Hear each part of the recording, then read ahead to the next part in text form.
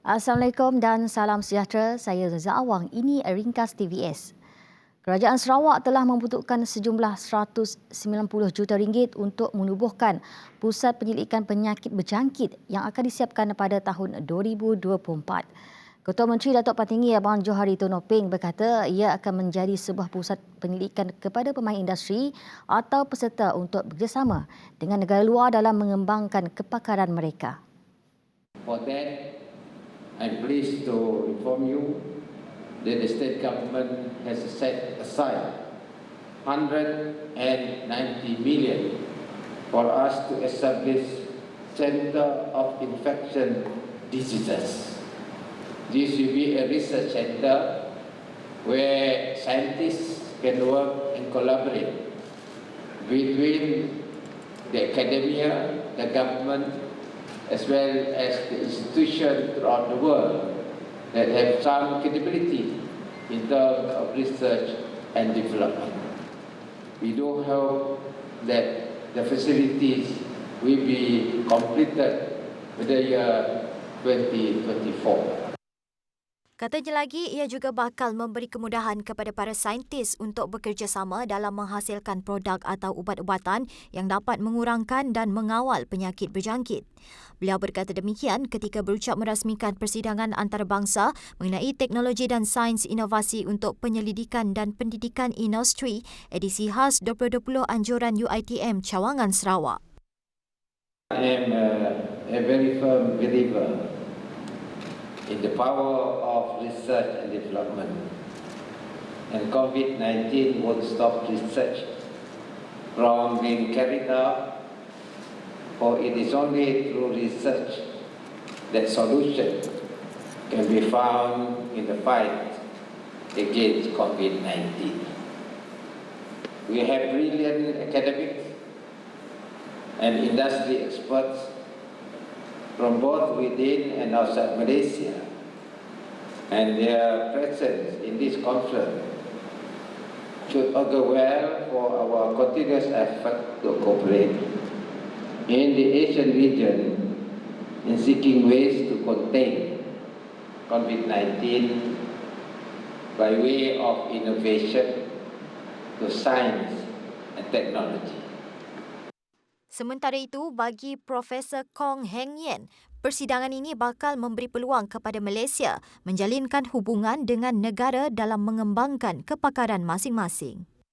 Melalui kerjasama dengan pihak China yang beberapa universiti di China, ia memberi peluang bagi kita untuk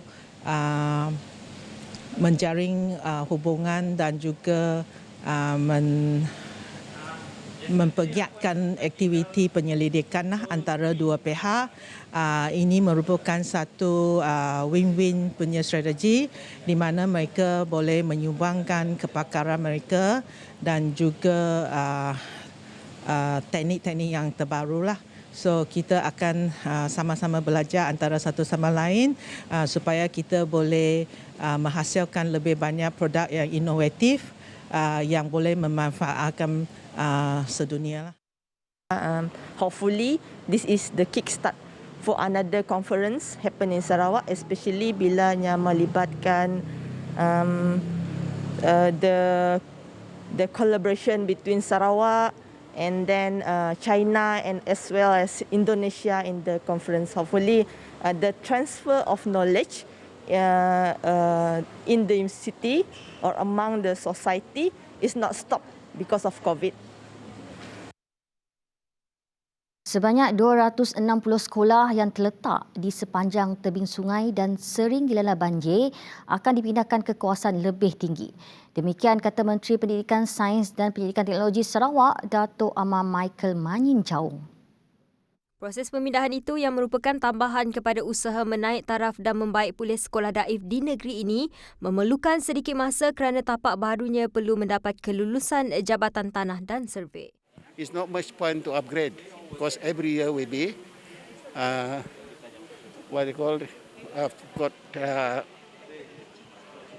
flooded by this, the overflow of the river. Beliau berkata demikian ketika ditemui selepas menghadiri persidangan antarabangsa mengenai edisi khas Sains dan Teknologi Inovatif untuk Penyelidikan dan Pendidikan Industri 2020 pada Rabu. Katanya lagi sejumlah RM700 juta telah dibayar kepada Kementerian Pendidikan untuk menaik taraf dan mengubah suai sekolah daif di seluruh negeri yang dibaiki menggunakan perjanjian pembayaran pinjaman kontra sebanyak RM1 bilion peruntukan daripada Kerajaan Persekutuan dengan negeri. Either upgrading or renovating these 55 schools. And some are new schools, new buildings. So that one, we have no issue the money to MOE.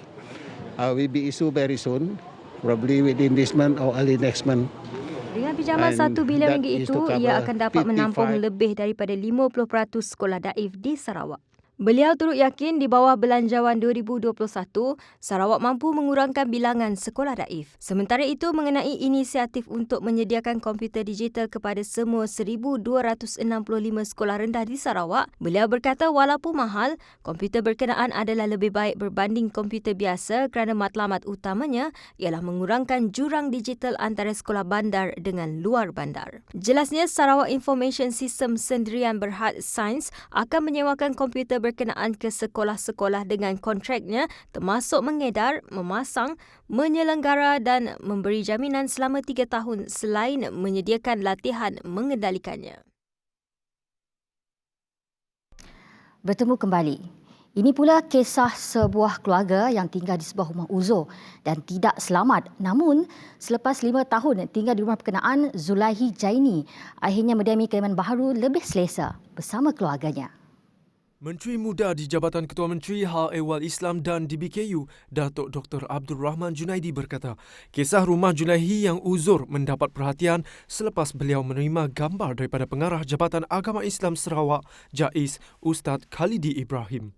Menurutnya, rumah tersebut memang dalam senarai bantuan rumah namun masih menunggu peruntukan daripada kerajaan. Jadi rumah ini dipilih kerana rumah lama Encik Zulaihi berada keadaan begitu uzur seperti yang saudara-saudari lihat di belakang dan berada keadaan yang tidak selamat. Kerana beliau tinggal bersama dengan isteri, seorang anak dan 2 orang cucu. Jadi Pusat Khidmat Adun N4 Pantaramai telah pun mengambil inisiatif untuk membina barulah. Kita dapat memiliki rumah tersebut dibina baru. Jadi kita telah pun melantik seorang kontraktor tempatan untuk membina rumah ini dan telah pun siap dalam tempoh sebulan setengah dengan kos sebanyak RM57,000. Dr. Abdul Rahman yang juga Menteri Muda Utiliti Bekalan Air menjelaskan Pusat Khidmat Adun N4 Pantai Damai turut menerima cadangan membina baru dan membaik pulih rumah. Menurutnya lagi, di bawah projek penambahbaikan rumah miskin Sarawak PPRMS, sebanyak 67 rumah dibaik pulih pada 2018, 43 rumah 2019 dan 60 rumah dirancang tahun ini. Kita ada menerima beberapa cadangan daripada ketua masyarakat dan ketua kaum di seluruh kawasan kita untuk kita satu membina baru, yang keduanya membaik pulih. Ada juga yang mohon menaik taraf rumah masing-masing. Jadi mengikut keperluan serta keadaan keluarga tersebut. Kita buat penilaian bergantung pada keadaan situasi keluarga. Bagi Zulaihi Zaini yang bekerja sebagai pembekal kuih di kantin sekolah Rampangi, ini merupakan satu kebahagiaan baginya. Sungguhlah gembiralah bila dapat rumah macam tu. Bukannya mudah. Lagipun kita tahu keadaan masa tu kan, masa konflik tu susah. Tapi yang saya kagumlah adanya dapat lihat rumah saya dalam masa sebulan sebelum ada rumah baru. Rumah kami lama ya dah singit dah. Risau je hati kami ni diam di rumah ya. Lagipun kami ada dengan mak mentua kami. Sedikit perkembangan sukan. Ketika usianya mencecah 60 tahun, legenda bola sepak Diego Maradona dilaporkan meninggal dunia. Bekas pemain tengah dan pengurus pasukan Argentina itu mengalami serangan jantung di rumahnya di Buenos Aires. Maradona sebelum ini menjalani pembedahan bagi mengeluarkan darah beku pada otak awal November lalu selain pernah menjalani rawatan kerana ketagihan alkohol. Beliau yang diiktiraf sebagai salah seorang pemain terhebat dalam sejarah menjadi kapten ketika Argentina memenangi Piala Dunia 1986 dengan persembahan permainan yang luar biasa. Beliau juga bermain untuk kelab Barcelona dan Napoli semasa zaman kegemilangannya. Persatuan Bola Sepak Malaysia (FAM) mengharapkan satu prosedur operasi standard SOP khas kepada pasukan kebangsaan. Ini kerana pasukan kebangsaan akan menghadapi pusingan kedua, kelayakan Piala Dunia 2022 dan Piala Asia 2023 yang dijadual bermula tahun hadapan. Badan Induk Bola Sepak Negara itu meminta agar SOP kuarantin selama 14 hari dikaji semula menerusi Kementerian Belia dan Sukan KBS untuk dipanjangkan kepada Majlis Keselamatan Negara MKN susulan aksi kumpulan G melibatkan Malaysia, Emirat Arab Bersatu, UAE dan Vietnam. Menurut Presiden FAM, Datuk Hamidin Mohamad Amin berkata, permintaan itu disebabkan pasukan kebangsaan hanya memiliki tempoh 5 hari di antara aksi menentang UAE di Dubai pada 25 Mac sebelum menjadi tuan rumah berdepan Vietnam pada 30 Mac. Laporan itu tadi mengakhiri ringkas TVS untuk jam ini. Teruskan kesenangan anda bersama kami. Ingat peperangan kita menentang COVID-19 masih belum selesai. Jaga kebersihan diri, jaga penjarakan fizikal dan patuhi SOP yang telah ditetapkan. Kita mampu melakukannya. Saya Zoniza Awang, salam hormat dan jumpa lagi.